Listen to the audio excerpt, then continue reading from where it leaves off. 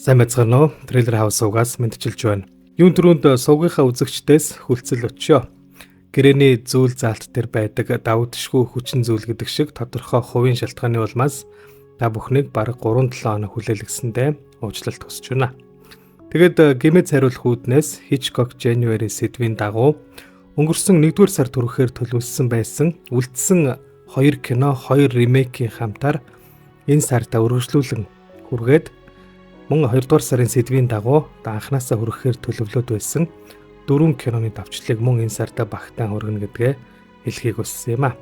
За ингээд өнөөдөр та бүхэндээ найруулагч Альфред Хичкокийн хамгийн алдартай сэтгэл сэртгэлгэм suspense thriller хэмээх төрөл жанрыг тодорхойлогч хамгийн тод жишээ болсон 1960 оны Psycho кино хүрэхээр бэлтлээ. Сэтгцийн өвчтөн гэж үгчлэн орчуулж болох энэхүү киноны гол дүрүүдэд Энтони Перкинс, Вера Майс нар тогложээ. Ингээд кинонд орцгоё. Киноны эхэнд Америкийн нэгдсэн улсын Аризона мужийн Феникс хотын нэгэн үл хөдлөхийн компани нарийн бичиг Мэрион Крейн гэгч бүсгүй өөрийн найз залуу Сэм Лумистэй үдийн цайны цагаараа зочид буудалд уулзаж цагийг хамтдаа өнгөрүүлэх үеэрээ найз залуу нь түүнтэй гэрлэхийг хүсэж байгаач эхлээд өр зэлээ дарах хэрэгтэй байгаа. Түүний өрл гэрлэлтийг нь хойшлуулад байна гэж гомдлохыг нь сонсоод даргийнхаа $40,000 бэлнээр нь хулгайлж аваад зүгтааж байгаа тухай гарна. Мэрион Крейн Калифорни мужийн Фэйрвейл хэмээх жижиг хотод байдаг найз залуу Сэмийнхээ гэрлүү явах замдаа нэгэн с жигтэй цагдаатай таарсны дараагаар Бейкерсфилд хотод унаж яваа машинаас солиод цаашаага хөдөлдөг. Гэвч хүчтэй адар борооны улмаас Мэрион зорж явсан Фэйрвейл хотоос ердөө хэдхэн километрийн зайд байрлах Бейтс мотел хэмээх жижиг дэм буудалд зогсож буудлахад хүртгэ. Тэрхүү дэм буудлыг ажилуулдаг Норман Бейтс гэгч ир Мэрионыг бүртгэж авах үед бэлэн мөнгө хулгайлаад зүгтааж яваа учраас Мэрион өөрийгөө Мэри Сэмюэлс хэмээх хуурамч нэрээр бүртгүүлдэг. Норман Мэрионыг зочид буудлын офисын өрөөнд оройн хоол хамт идэхийг орхиолно. Норманыг оройн хоол авчирхаар өөрийнхөө гэрлүү явсны дараа Мэрион түүнийг ээжтэйгээ маргалдаж Мэрионтой хамт оройн цог барих хүсэлтэй байгаа талаар чанга дуугаар ээжтэйгээ хэрэлдэж байгааг өрөөнийхөө нээлттэй цонхоор санаандгүй олж сонсдог. Норман буцаж ирээд Мэрионтой төрөл бүрийн сэдвээр ярилцаж өөрийгөө амьтны чихмэл хийх хоббитой ээжтэйгээ хамт амьдардаг. Энэ дэм буудлыг ажилуулдаг. Ээж нь маш хүнд өвчтэй. Ээжийнхаа энэ өвчин үзэн яддаг. Мөн хүн бүр ямар нэгэн хувийн занганд орсон байдаг. Түүнээсээ зүгтаахыг хүсдэг гэх зэрэг олон сэдвээр ярилцах болно. Мэрион түүнд ээжигээ эмнэлэгт хэвтүүлэхийг санал болгох үед Норман галзуугийн эмнэлэгт хий гэж өг хэмээн нэлээд бухимдаж уурлах маягтай болж ирэн өөрийнхөө ээжийг хорхоод хоргүй хүн байгаа юм а. Би ээжтэй хэрэгтэй. Ээж хаяа л солиордог. Гэхдээ хүн бүр л хаяа галзуурдаг өстэй хэмээн бүсгүйд хэлдэг. Тэгээд бүсгүйч унтаж амрыг да гэдгээ хэлэх үед Норман түүнээс овгийг нь асуухад Мэрион Крейн хэмээн овгоо зөвөр нь хэлчихэд өрөөндөө орох бол Норман түүний бүртгүүлсэн овг нэр өөр байгааг дэвтрээсээ харж мэдэх болно. Дараа нь Мэрион өөрийгөө ер нь юу хийгээд байна гэж бодон буруу зүйл хийснээ ухаарч маргааш өглөө Феникс руу буцсан тулгаалсан мөнгөө буцааж өгөхөөр шийддэг. Тэгээд өрөөнийхөө шүршүүрт усанд орж байтал шүршүүрийн хаалтны цаана нэгэн настай эмэгтэй хүний сүүдэр гарч ирэн түүнийг хутгалж алчхаад гараад явах болно. Яг энэ хүн үйл явдлын дараа Норман гэртээ ээж минь, бурхан минь цус болчихсон байна хэмээн орилж гэрээсээ гүйж гарч ирэн Мэрионыг шалгахаар өрөөнд нь орж ирэх боловч өгсөн бүсгүйн цогцыг л олдог. Тэрээр яхаа мэдэхгүй айж сандарсандаа маш хурдан энэхүү аллагын хэргийн газрыг цэвэрлдэг. Мөн Мэрионы цогцыг бүх эд зүйлсийн хамт өнөөх хулгайлсан $40,000 хамт машинд нь хийгээд машиныг нь ойролцох намагт живүүлэх болно. Энэ явдлаас хэдэн 7 хоногийн дараа Мэрионы дүү Лайла Фэйрвейл хотод ирж эгчийнхээ найз залуу Сэмтэй уулзсан эгчигээ их хэмжээний бэлэн мөнгө хулгайлаад зогтсон талаар ярьж Сэмээс Мэрионыг хаана байж болох тухай асууж түүнээс ямар нэг сэжүүр олохыг хүсэж хариулт шаарддаг. Сэм үнэхээр мэдэхгүй учраас мэдээж Мэрионыг хаашаа зүгтааж орсоргүй алга болсон талаар юу ч мэдэхгүй гэдгээ хэлнэ. Гэтэл тэдэн дээр Арбагас хэмээх хувийн мөрдөгч ирж алга болсон $40,000 олохоор түүнийг хөлсөлсөн гэдгийг тайлбарлаж Мэрионы явсан байж болох газруудыг шалгаж явж байгаагаа хэлдэг. Тэрхүү хувийн мөрдөгч Арбагаст цаашаа явж Бейтс зочид буудалд очиж Нормантай уулзсан. Түүнээс хэдэн зүйл асууж тодруулах үед Норман сандарч твдэн ээрч гацаж ямар ч хамааралгүй хариултууд хэлэх үед мөрдөгч түүнийг сэжиглж эхэлдэг. Мөн тэрээр зочдын бүртгэлийг шалгаж үзээд Мэри Сэмюэлс гэж бичсэн гар бичмлийг Мэрионых болохыг таньж алгуулсан бүсгүйг энэхүү дэм буудалд хонсон болохыг олж мэднэ. Баригдчихвээ гэж сандарсандаа Норман Мэрионыг түүний ээжтэй ярилцсан байх гэж хэлтэл мөрдөгч Арбагаст ээжтэй нь уулзахыг хүсдэгч Норман зөвшөөрдөггүй.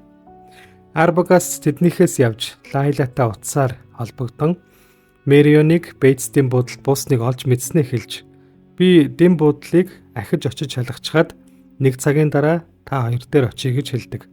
Тэгээд Арбагаст Норманы ээжтэй ярилцахаар тэдний гэрт явж орох бөгөөд түүнийг байшинд орсны дараа шатны дээд хэсэгт өнөөх эмэгтэй гарч ирж түүнийг хутгалан хороохолно. Сэм Лайла хоёр мөрдөгч Арбагастыг ирнэ гэж хэлсэн цагаасаа удаан алга болсны дараагаар Сэм түүнийг хайж болохоор өнөөх дэм буудал руу явж очиод Норманы гэрийн цонхоор эмэгтэй хүнээс өдөр харж Норманы ээж байх гэж боддог. Харин тэр үед Норман өнөөх намгийн дэргэд зогсож Сэмийн Арбагастыг дуудах дуу чимээг сонсдог. Сэм буцаж очиод Лайлад дэм буудалд Бейтс Арбагаст чалах ээж нь болох нэг хөгшин эмэгтэй л гэртээ байна гэж хэлнэ. Лайла Сэм хоёр тухайн орон нутгийн шериф Айл Чемберст энэ талаар очиж мэдэгдэх үед шериф тэдэнд Норманы ээжийг 10 жилийн өмнө стрихнийн хэмээх хор ууж амиа хорлож нас барсан болохыг хэлнэ. Мөн шериф тэдэнд Мэрион болон мөнгөний сэжүүр олж араас нь хөөхийн тулд Сэм Лайла хоёрт Арбагастыг худал хийсэн байх гэж хэлдэг.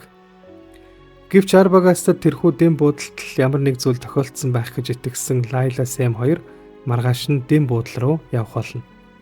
Тэгээд Сэм Лайла хоёр Бейтс дэм буудалд өрөө авч Сэм Нормантай дэм буудлын оффист ярилцсангаа түүний анхаарлыг сарниулж сатааруулж байх хооронд Лайла Норманы гэрт нууцаар явж ордог.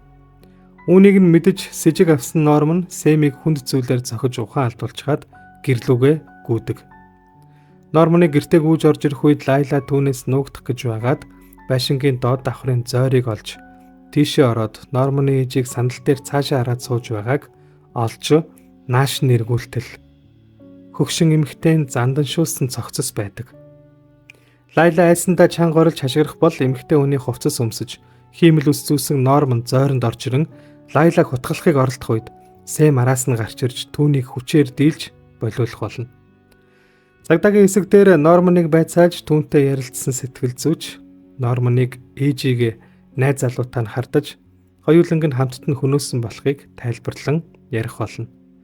Хийсэн эрэхтэй гэмшсэн Норман ээжийнхээ цогцсыг занданшуулж түүнийг амьд байгаа мэтээр цогцостоо харилцаж хамт амьдарсаар ирсэн бөгөөд өөрийн сэтгэл зүйдээ буюу толгоон дотроо ээжигээ бий болгож Норман ээж гэсэн хоёр туйл сэтгцийг эмгэгтэй болж өөрийгөө ямар нэгэн бүсгүүд татагдах үед толгой дотор нь ээж гэдэг дүр давамгайлан гарч ирдэг болсноос гадна тэрхүү ээжийн дүртэй орсон байхдаа Мэрион болон хувийн мөрдөгч Арбагаст нарыг мөн тэдний өмнөч дэм буудалд буусан хоёр өөр бүсгүйг алсан болж таардаг. Өөрөөр хэлбэл Норман хоёр туйл сэтгцийн эмгэгтэй цоврал алуурчин болсон байдаг. Сэтгэл зүйч яриагаа дуусгахдаа түүний толгой доторх ээжийн дүр одоо Норманыг бүр мөсөн эзэмдсэнийг хэлдэг. Киноны төгсгөлд хорих өрөөнд суугаа Норман толгой дотроо энэ бүх аллагад түүнийг буруутгаж байгаа ээжийнхээ дуу хоолойг сонсон суух бол түүний дэм буудлын ойролцох намгаас Мэрионы цогцос болон хулгайсан мөнгө бүхий автомашиныг татан гаргаж байгаагаар кино өндөрлөнө. Киноны талаарх зарим сонирхолтой баримтуудыг дурдъя. Энэхүү киног зохиолч Роберт Блокийн 1959 оны ижил нэртэй бүтээлээс сэдвлэн бүтээсэн бөгөөд үйл явдлыг нь арай хөнгөрүүлсэн кино зохиолыг Жозеф Стефано бичсэн юм а. Яагаад арай хөнгөрүүлсэн бэ гэхээр их зохиол нь киноноос ч илүү харгас хэрцгий үйл явдлуудтай. Жишээлбэл Мэрионыг шүршүүрт хутгалж биш харин толгойг нь тастан хороодог ажээ. Анх 1925 оны Phantom of the Opera буюу Дуурийн сүнс кинонд зориулан барьж босгож байсан байшин барилгыг энэхүү киноны Бейтс дэм буудал болон Норман Бейтсийн гэр болгон ашигласан бөгөөд Universal Studio-ийн арын хэсэгт уулын бэлд орших эдгээр байшин барилгууд одоо хүртэл байдаг жуулчид болон үзэгч кино сонирхчдын байнгын очиж үздэг газруудын нэг юм а. Маш эвгүй сэдвээр хийж байгаа ашиг орлого олох хэсэг нь тодорхойгүй кино төсөл байсан учраас найруулагч Хичкокт төсөв зарлаа танах шаардлага үүсэж тэрээр нийт киноны төсвийг $1 сая илүү гаргахгүй байхын тулд киногоо хар цагаанаар хийхийг сонгож мөн өөрөө дураараа таатай ажиллахын тулд Альфред Хичкок үзүүлж байна хэмээх телевизийн цувралд хамт ажилласан телевизийн кино багийнхныг маш бага хөлсөөр буюу бүгдийг нь нийтдээ $62,000 цалин хөлсөөр ажилуулж байжээ. Түүнчлэн Мэрионы дүр тоглосон жүжигчин Janet Leigh ердийн авдаг хөлснөөс нь 4 дахин бага буюу $25,000 тоглуулж байсан бол Норманы дүрийг бүтээсэн жүжигчин Энтони Перкинс $40,000 хөлс авахар найруулагчтай тохирч байжээ. Зарим их сурвалжуудад Хичкокийг өөрөө бие даан продюсерлж $807,000 төсвөөр уг киног 1959 оны 11 сарын 11-ээс 1960 оны 2 дугаар сарын 1-ний хооронд 3 сарын хугацаанд зураг авалтыг нь хийж гүйцэтгэсэн гэж бичсэн байдаг. Кинон дээр Норманы ээжийн дүр болох Норма Бейтсийн зөвхөн дуу хоолой гардаг бөгөөд ээжийн дуу хоолойг Виржиниа Грег, Пол Жасмин, мөн Жанет Нолан хэмээх жүжигчид дуу оруулан тоглосон байдаг. Киноны хамгийн онцлог хэсгийн нэг болох шүршүүрийн аллагын хэсэгт явдаг хийл, морин хийлийн чихэрсэн дуу бүхий аяыг хөгжмийн зохиолч Бернард Херман яг энэхүү кинон зориулан зохиож байсан бөгөөд уг аяыг аллаг хэмээн нэрлэсэн байдаг.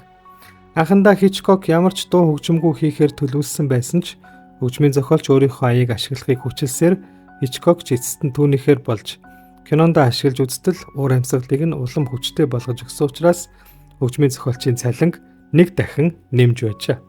Мөн тухайн хэсэгт цусны оронд Hershey's брендийн шоколадны сиропыг ашигласан байдгаас гадна Мэрины бие рүү хутга зоож орж байгаа дуу чимээг амтд гоо жимс рүү хутга зоож байгаа дуу чимээгээр орлуулан бүтээж байжээ. Хийсэн кино бүрдээ жижиг дүр бүтээдэг Альфред Хичкокийг энэхүү киноны ихэнх хэсэгт Мэрионы ажлын газрын гадаа цонхны цаана бүрх малгай өмсчихсэн зогсож байгаагаар харж болно. Хичкокийн төрсөн охин киноны яг энэхүү хэсэгт Мэрионы ажлын газрын хүний дүрд тоглож гардаг бөгөөд найруулагч охиныхоо хамт нэг хэсэгт гарахын тулд киноныхоо уг хэсгийг сонгосон байдаг байна. Psycho кино гарсныхаа дараа өндөр ашиг орлого олж мөн 4 төрөлд Оскарт нэр дэвшиж байсан ч Оскарын шагналыг хүртэж байгаагүй. Уг киноны хүртсэн хамгийн том шагнал нь 18 дахь удаагийн Алтан бөмбөрцөг наадмаас жүжигчин Janet Leigh шилдэг туслах дүрийн эмэгтэй жүжигчний шагналыг хүртэж байсан явдал юм а.